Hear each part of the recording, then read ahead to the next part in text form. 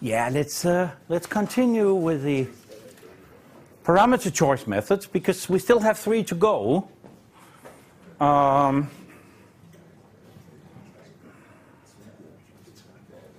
So let me remind you about this thing here called the L curve, which is a plot of the solution norm versus the residual norm as a function. This is a parameterized curve as a function of the regularization parameter. Here it's shown for one particular toy problem, a Tikhonov regularization, and you see as you change lambda, this point on the curve moves up and down. Right? And when lambda goes to infinity, you move this way here on the curve. You're doing more and more regularization. No, so. Right. Right. That means the solution essentially goes to the 0 vector. So the solution norm goes down, but the residual increases. And on the other hand, if lambda becomes smaller and smaller, and you don't filter very much, you reduce the residual, but at some point the solution norm explodes because you start to include a lot of noise. And you know, there's this flat part where the regularization errors dominate. There's a steep part where the perturbation errors dominate. And I think you looked at this last week or maybe the week before. Right. Over here, lambda is too large, and the regularization errors dominate. Right? And over here, lambda is too small, perturbation errors dominate. So somehow, you would think that maybe around here, maybe around this corner here, that would be a good point. You choose a regularization parameter that somehow corresponds to a solution somewhere around this corner, because probably there's again a good balance between you know, minimizing the perturbation error and the regularization error. So I know this is all heuristic. There is theory that somehow justifies that that's not such a bad choice, but again, it's a bit hairy. I'm not going to go through all these details, so again, in the presentation here, I'll stick with a bit more intuition about why that is a good idea. Of course, these equations right here on slide 13, they summarize the analysis of the behavior of the L curve. And as you can see here, when the regularization parameter is very large, but not goes all the way to infinity, the solution norm somehow stabilizes at a level which is approximately equal to the norm of the exact solution, while the residual norm increases with lambda. And that's what you see here. On the plot of the L curve, you see you have a flat part here. And the norm right there is essentially close to the norm of the exact solution, but the residual norm increases. And then it says here, when lambda is too small, the error dominates. We have now the residual staying almost constant at approximately the norm of the errors, but the solution norm increases with lambda. And of course, that's what you see here. As lambda becomes smaller and smaller, we stay here at approximately the same value of the residual, which is really the norm of the errors, and the solution norm goes up. And we want to balance these two error types, and in these lectures, the conjecture is that that happens right there at the corner. And again, in the paper I wrote about that, there is some more analysis of why that is actually not such a bad idea to choose lambda at the corner there of the L curve where we balance these two errors. Right. And it's easy again to eyeball if you plot this and you are adjusting your lambda and see what happens, and your point is moving up and down here, and then you want there. But again, you want this to be automated. So how do you define actually the corner of a curve? And so like what I call here an operational definition, something that you can compute without and find it without inspecting the curve. All right. Oh, I forgot to say something. I forgot to say that log-log scale is important. Log-log scale definitely emphasizes the corner. And another nice thing, if you plot things in a logarithmic scale, that means the curve is insensitive of any particular scaling of your problem, of your data, and so on and so forth. So that's nice. But and it emphasizes the corner. And whenever you see a plot of the L curve here, in my notes and in my book, you'll see that it's always double logarithmic scale here. So we have to find the corner of the curve actually in log-log scale. And so this is work I did a long time ago, and I thought, probably the point with maximum curvature would be the point to look for. That would be one way to define the corner. So that's what we do. So we have to figure out now an expression for the curvature of the L curve in log-log scale. So here goes. Right. And just to have a nice notation for this, we introduce here rho and psi as the norm of the residual norm and the solution norm squared. And then we introduce the same quantities with a hat. And that's the logarithm of the ordinary quantities. And since we want to work with the log-log plot, we now need to define the curvature of the parametric curve defined by psi hat and rho hat with lambda, with the Tikhonov parameter lambda as the parameter. So what do? You look in a book about geometry, and then of course you find that if you know rho hat and psi hat, then the curvature is given by this expression here, and I emphasize it's a function of lambda. All right. So there you go. And you see a prime and a double prime, meaning differentiation once or twice with respect to the parameter lambda. So if you can compute these guys here, you plug that into this expression here, and then you can simply look for the maximum of the curvature. So that's a question. Yeah. The eta is it a typo, or did I just miss? You have psi hat equal to log of eta, right?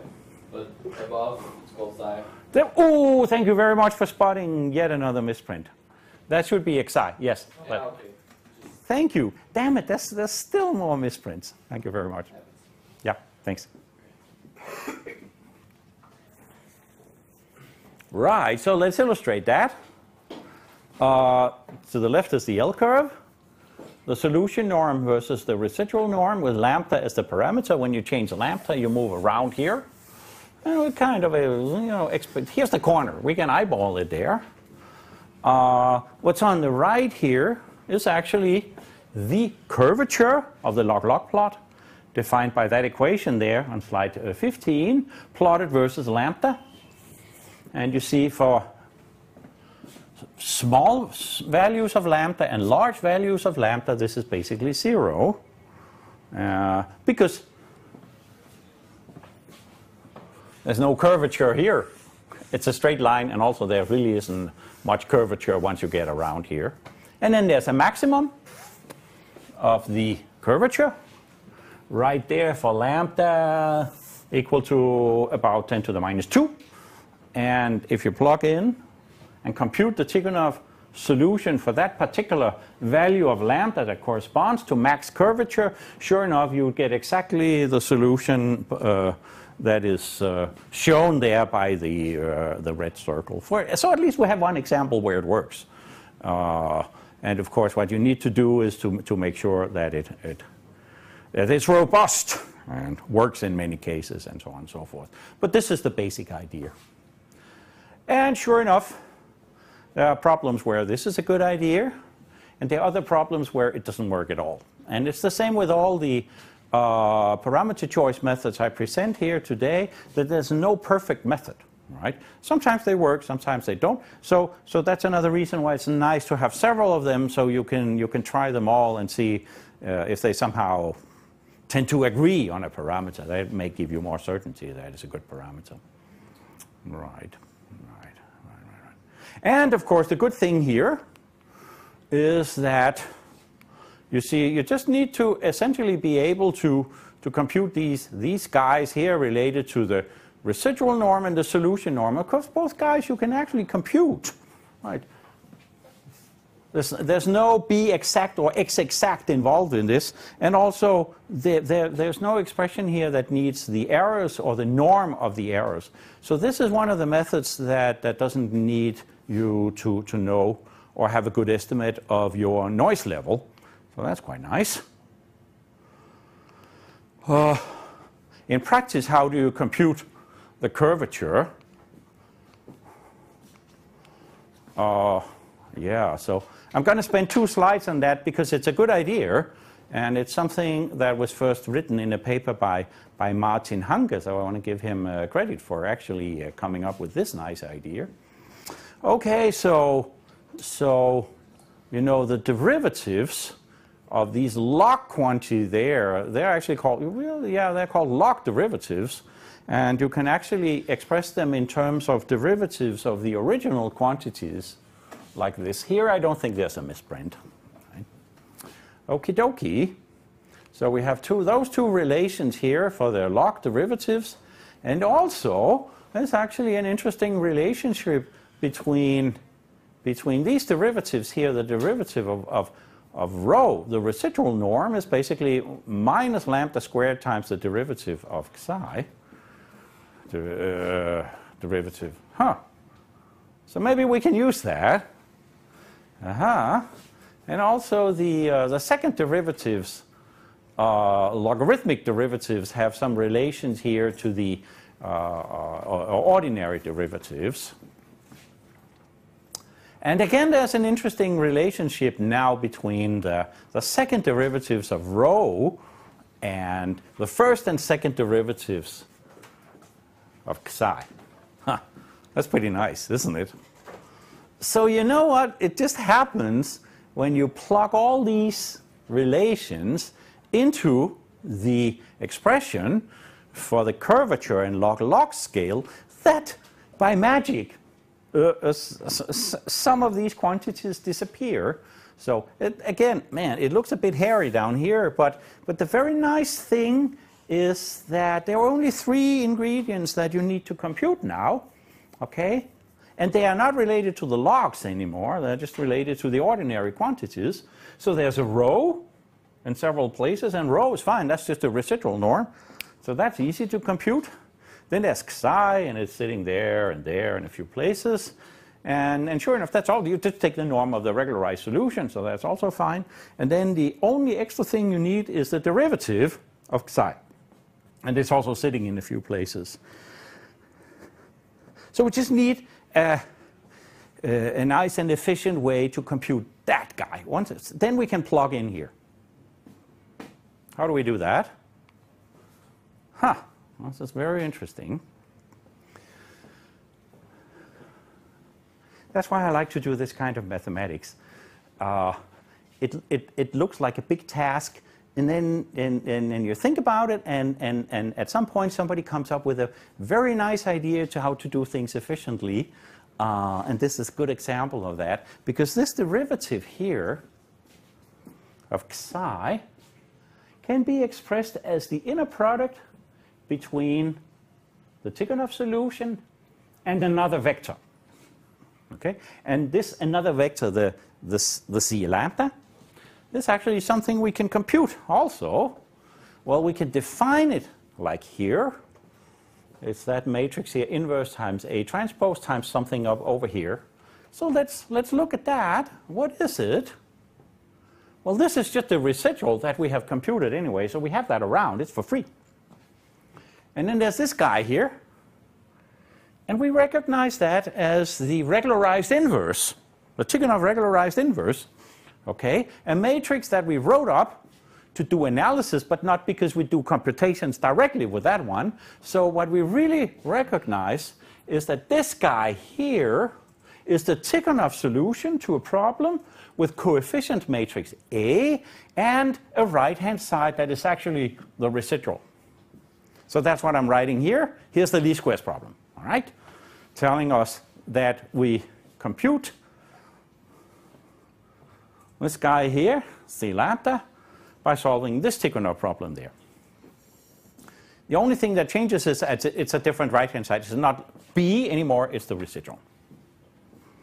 And of course, if we have already spent time in computing a decomposition of our A matrix, for example, a singular value decomposition, then it's almost free to again compute this Tikhonov solution here with a different right-hand side. So that means we can actually compute that guy efficiently. We can plug it in, and we have a nice and efficient way of computing the curvature. So we can plug that in. Where was it? Sorry. We can plug all that in here. On slide 17, we can find the maximum, and we just throw it into an optimization routine, and there goes. Right? Nice. So it's all very well. Especially for Tikhonov regularization, where the L curve is really a nice and smooth, continuous curve. As you change the lambda, you move up and down on that curve there. And until now, I haven't really said anything about truncated SVD, have I? So what actually happens when you're using truncated SVD?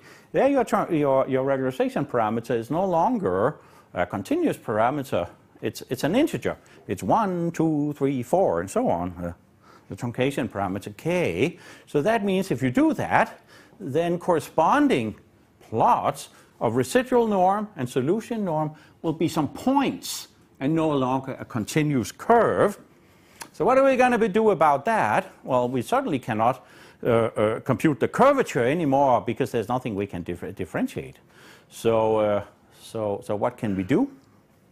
And there are different approaches to do that. Yeah, I mentioned two here because I worked on both of them. There are probably many more. So originally when I wrote regularization tools, I actually computed a spline curve that approximated the discrete points on the L curve. So let's see.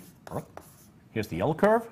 So that would be A xk minus b, the residual of that, along the norm of xk, right? And then your points, your L curve is not really a curve, but a set of points, would be points with that behavior there. And then in order to have a curve to actually work with, I would fit a spline curve to that, which is quite easy to do, especially with MATLAB's spline toolbox. And then I would have a parametrized curve that I could differentiate and so on and so forth and compute the corner. And later on I realized that maybe there's another way to do it without introducing that artificial approximate continuous L curve there.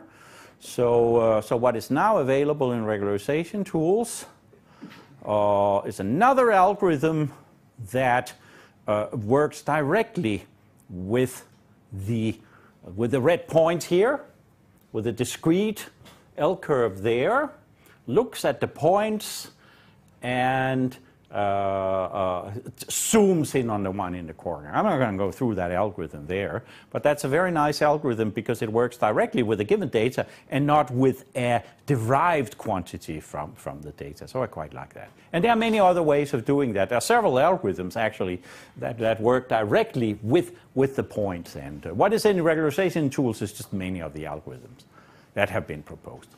Right. So we can do L-curve for Tikhonov and for truncated SVD. And as I said, sometimes it works, sometimes it doesn't. So again, let's see if we can come up with yet another method here. And we're going to end up with something called Generalized Cross-Validation. Okay, so let's see. To motivate yet another method, we take a bit of a statistical point of view now, which is actually quite a good idea. You know, the L-curve was very much heuristic, and I actually got the idea just from looking at L-curves and said, "There's got to be something about that corner," and then I proved something about that. The generalized cross-validation that we're going to introduce now is really based on a very solid statistical principle, namely minimization of the prediction error. Okay. And we already talked about that, and we looked at the two components of that some slides ago. We looked at the prediction error. And, right. So, underlying this is that we try to find a regularization parameter such that when we multiply the regularized solution with A, we predict the exact data as well as possible. So that's also a good idea. Now remember, we don't look anymore at a reconstruction error. Now we're looking at prediction error, and that's also an interesting idea. And sometimes, you know, the solution you compute, the regularized solution you compute, is an intermediate thing that you actually want to use to predict what will happen maybe in the future, to predict something. Right? So minimization of prediction error is not such a bad idea. And again, we can do an analysis of what happens to this prediction error here in terms of the singular value decomposition. I'm skipping a lot of details here that you can find in the book. But we see that, again, we have to look at two different intervals for the truncation parameter. We have to consider either k is smaller than the optimal k when we are over here in the left part of the Picard plot, or when k is larger than the optimal k, and then we are over here in the right part of the Picard plot. And we have, again, different behavior of the prediction error. So notice, this is not the residual. The residual, it would be the residual if we had b sitting in here, but it's b exact, right?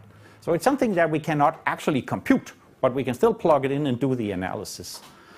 Right, so when k is small, we have a norm of the prediction error that increases with k, that decreases with k, and when k is too large, it increases with k. So again, you know, justifying that there's got to be a minimum somewhere in between. So in principle, that is a way to proceed. The only problem is, of course, we don't know b exact. I wish we did, but we don't have that in practice. We only have the noisy b, so what are we going to do? So somehow we have to work with these norms, estimations of these norms. So here's one thing that you could do, and which is typically done in statistics actually when you want to compute a certain parameter and predict data. You use cross-validation. And I'm sure some of you are already familiar with cross-validation, but anyway, let's just discuss it briefly here, just to see how it would work here for Tikhonov. for Tikhonov regularization. So the idea in cross-validation is that you have a set of data, and then you remove some of the data, you put that aside, and then you compute a solution based on the remaining data. You compute a solution that depends on a parameter. Then you use that solution to predict the data that you put aside, and you adjust your parameters such that you predict that set of left out data in the best way possible. That's one way of explaining what cross-validation really is. All right? And one way to do that would be to skip. Let's assume here that you skip the ith element of your right-hand side. So you have m elements, you just take one of them. Number I, you take that one out. And then you compute a Tikhonov solution based on all the remaining data. Right? So that your particular x lambda here, when the ith element was removed from the data, and then you multiply with a, or actually this is one row of a to predict the one that you put away. Right? And then of course you can introduce a prediction error, which is the given b here minus the predicted one. Okay? So you can do that for I equal to 1, I equal to 2, I equal to 3, and so on and so forth. And then, in principle, what would be a sound thing to do would be to minimize the sum of squared prediction errors. Yeah. You want to choose the lambda that, on average, gives the best prediction in this way here. But man, this is hard to compute. Really lots of things you have to compute, a lot of Tikhonov solutions in order to do that, and it's pretty tedious. A lot of work is actually involved if you want to do ordinary cross-validation like that. So I'm not sure we like that, do we? Also, there's another thing. Actually, if you change the ordering of the data, it turns out that you're going to get different solutions, so that's not so nice either. So the solution to all our problems here is the generalized cross-validation, a really wonderful method basically introduced by Grace Waber a long time ago. So she thought, let's see if we can come up with a way of using cross-validation in a certain way such that our solution is independent of a permutation of the elements and in fact independent of any orthogonal transformation that you could apply to your data. And there's a wonderful paper that I find a bit tough to read, but it's still a great paper that introduces these ideas. And the outcome of that is the only thing you need to do is to compute the minimum of this function here, right? And then you have the solution that gives, on average, the best prediction of the exact data. So that's pretty wonderful. And you see, this is computable, right? It's a function of lambda, the Tikhonov regularization parameter. So you try different values of lambda, you compute Tikhonov solutions, and then you compute the residual norm squared, and you divide with a trace of a certain matrix. And that certain matrix is the identity matrix minus A times the regularized inverse. And of course, the regularized inverse depends on lambda. Right, so might still be some work in here, but anyway, what we can do, at least for all this, the small problems that we're looking at today, is we compute the singular value decomposition of our matrix A, because then it's easy to do all the other computations that we need to do. And it turns out that this trace here of that matrix there is really simple to compute. It's just m minus the sum of the particular filter factors for the particular Tikhonov solution. And of course, the filter factors are easy to compute. So everything here is easy to compute, and the residual norm, basically you have that already when you regularize, and then you just have to compute these, this guy here, the trace term, sum the filter factors, subtract them from n. So that's quite nice. And in fact, for truncated SVD, it's even easier because there, again, the filter factors are 0 and 1. So here's a really, really simple expression here for the trace term. So you see, it's something that we can actually do. It's something we can compute. For large-scale problems, we have to think harder what to do. Then we cannot compute the singular value decomposition.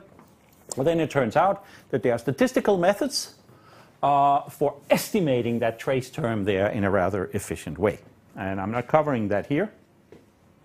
But that's how to treat a large-scale problem. You estimate the trace term. Instead, let me discuss here the. Let me illustrate the use here of GCV. So, there's a lot of information there. Let's see. The big plot here with the blue curve here. The blue curve here is the GCV function. That's the GCV function I defined there on slide 22. It's a function of lambda, so sure enough, we have lambda here along the first axis. And certainly there's a minimum. It's right there. Maybe it's hard to see that the minimum is right there. I don't know. But believe me, the minimum is there. So you have a steep part here, and a part here, a decaying part here that is quite flat, but it's still decaying. So there is a well-defined minimum right there. Okay. So the minimum gives a certain regularization parameter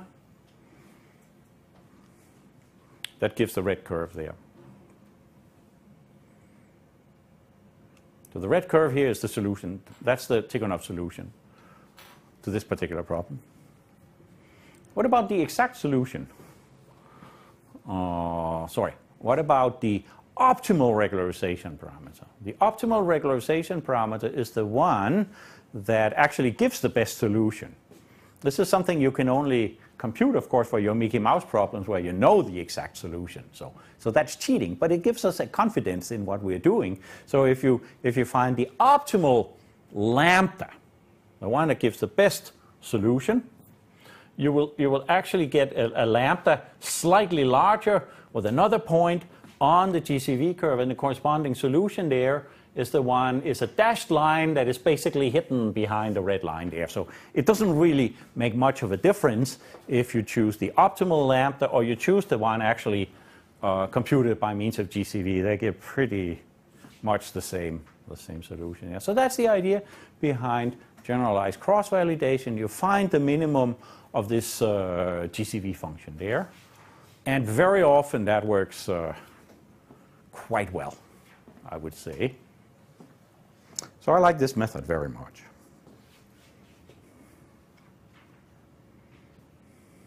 Can it fail? Yes, of course. Any method can fail.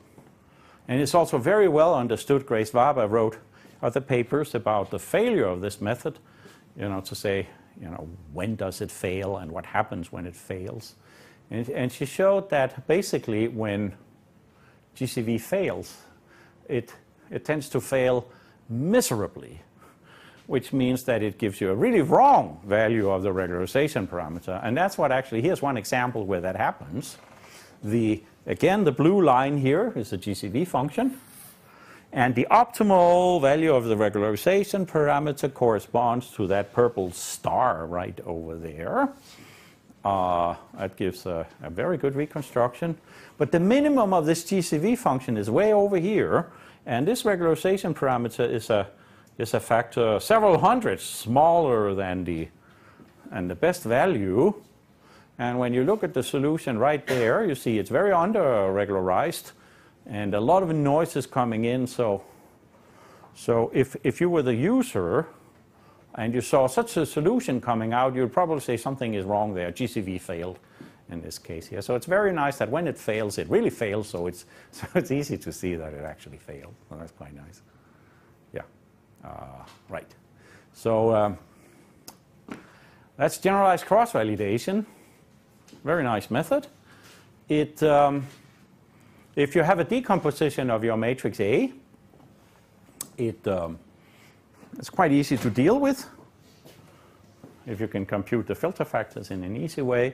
And then for large-scale problems, it does become more complicated. It's not part of this curve, but there are methods around so you can compute the trace of this guy here, so we can do that. It typically doubles the amount of work that you need to do. That's a bit unfortunate, but anyway, right.